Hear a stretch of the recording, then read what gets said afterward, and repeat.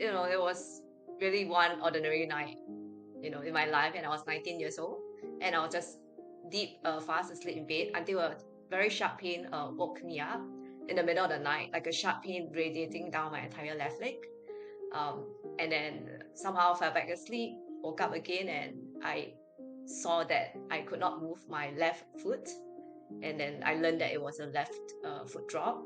So, I was sent to accident and emergency. And after maybe about 10 days of blood tests, urine tests, and different tests that the doctors could come up with me, and then they gave me a diagnosis of vasculitis, and that was how I was diagnosed. Well, I mean, no one else around me or my family knows what an autoimmune disease was. We thought that it was something that, yes, it is serious, but I will get it will be over, and I will, move on with my life. I think never did I know that it is such a lifelong condition, and with so many other different symptoms, after the foot drop. Yeah. So I was discharged, after that week and a half. And I wouldn't say that the foot drop fully recovered at that point of time. I was still limping around, but I could still walk. Of course, after that, I also didn't realize that I'll be put on really a lifelong journey of medications. And for a couple of years, I really tried to maybe, was thinking about finding other people with the same condition. I was actually looking for people with autoimmune diseases, not, even just vasculitis. And I couldn't find anyone. And that was when then I decided to take the plunge and said that, maybe start something, like start a group. I came across the platform called meetup.com, and I assumed that if I had started a group, saying that it's an autoimmune diseases support group Singapore, kind of like informal support group started from that point of time. We still hold some activities, some community activities when we can, when all of us are patient, so when we all have the energy to do so.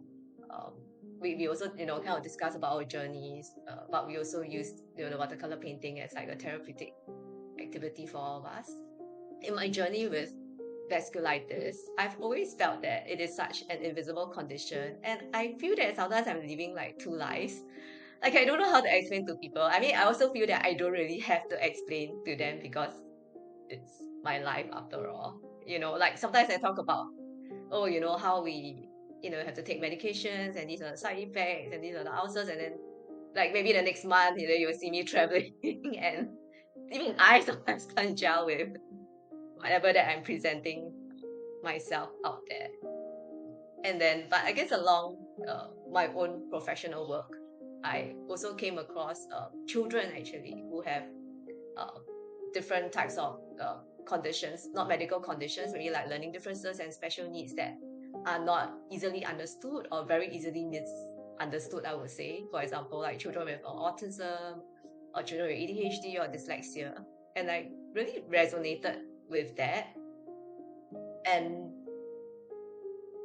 when I left my full-time work in 2016, when I started informal group that has now become a non-profit organization, I guess really two reasons. One was that one was also actually to kind of pay back some of the kindness that I had received in my entire journey of having vasculitis, the kindness that people had shown me. And the second was to support other individuals with different needs that were not so visible.